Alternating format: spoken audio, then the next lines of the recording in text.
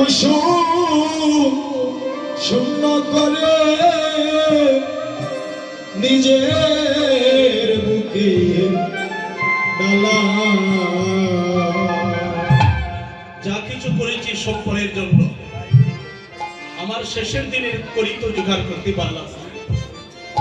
এই জন্য পরার বুক জোড়াতে গিয়ে ওরে নিলাম, আমি নিলাম নিজের বুকে জ্বালা জ্বালা রে। আমি পরকে দিলাম পূজা কুসুম রে, শূন্য করে নিজের বুকের ডালা। আমি যারে দিলাম ফুলের মালা রে,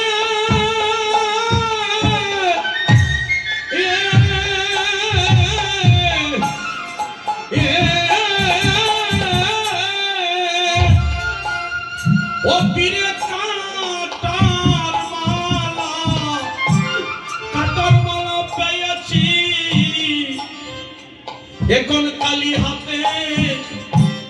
হাতে দিন বন্ধু রে। ও প্রভু আমি এসেছি তোমার দুয়ারে, আমার এই দুঃখ সেদিন বলিব খারে। নিতাই গৌর সীতানাথ প্রেমানন্দে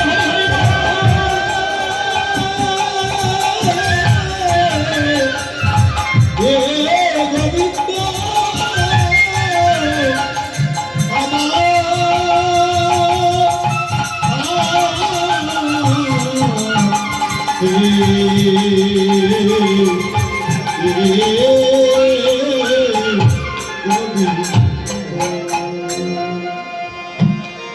সংসারে সবাই বলবে আমাকে দিতে হবে, আর দিয়ে তো আসছে।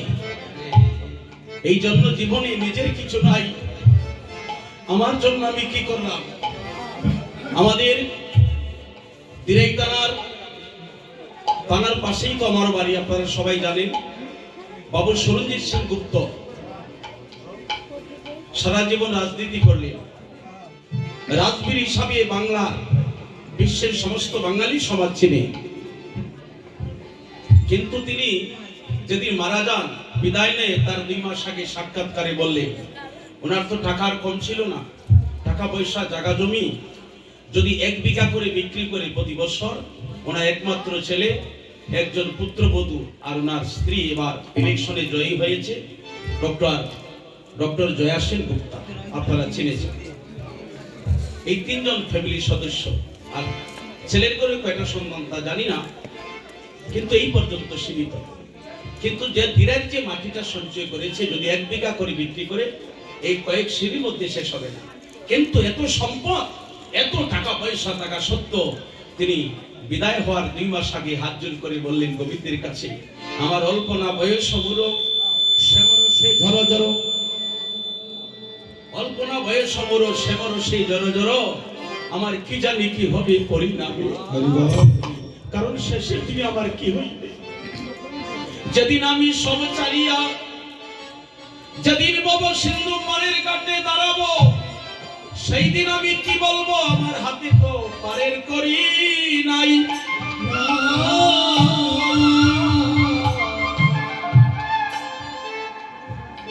এইভাবে আমরা যতই আড়াই ভরাই শক্তি ধন সম্পদ যা কিছু দেখেছি, সবাই এইভাবে কালি হাতে চলে যায়।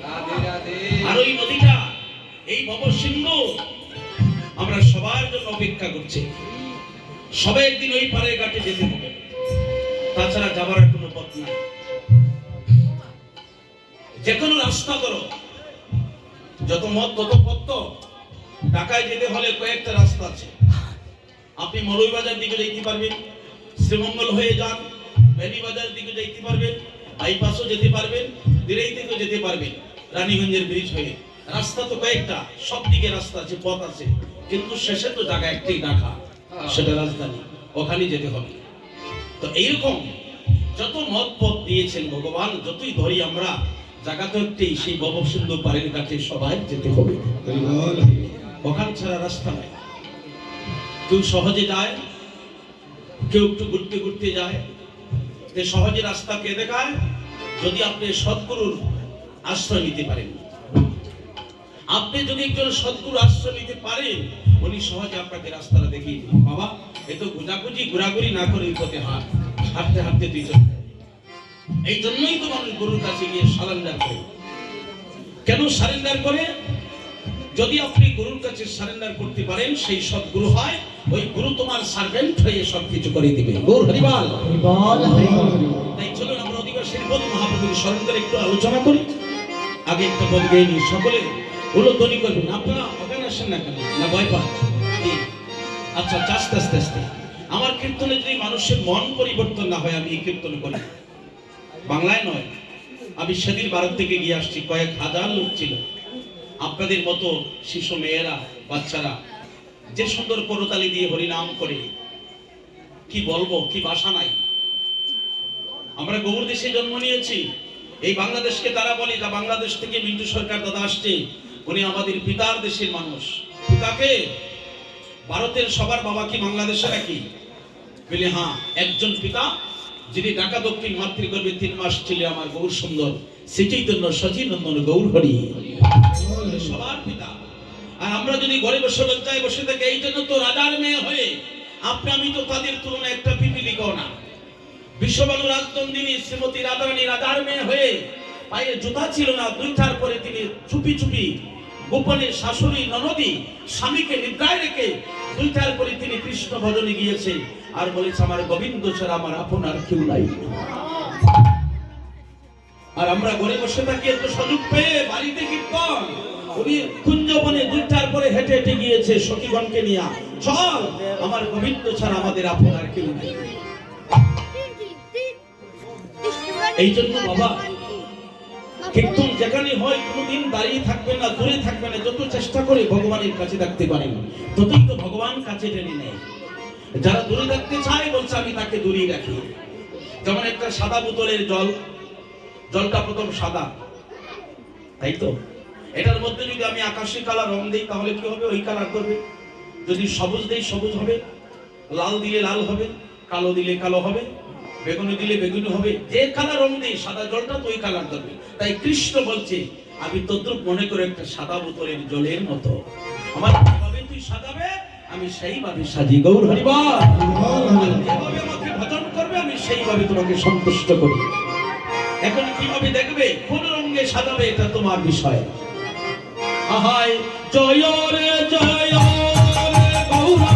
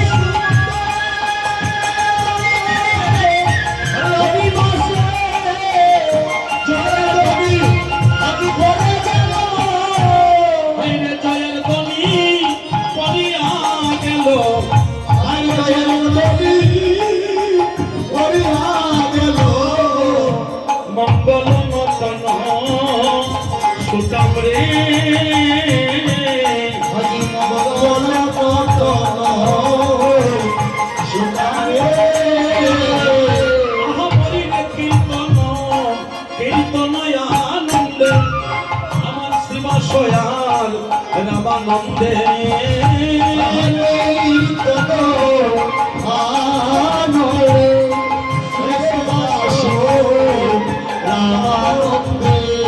মরিরে মরিরে মরিরে মরিরে মরিরে হরে কীর্তন আনন্দে আমার শিবাশয়াল রামানন্দে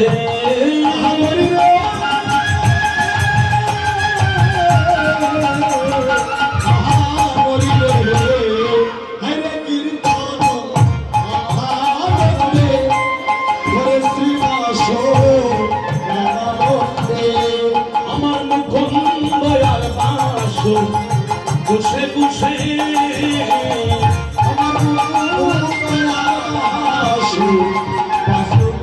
বসে ওরে মুকুন্দয়ার বাসু বসে আজি বসে সময় দিবাসে মুকুন্দয়ার বাসু বসে বসে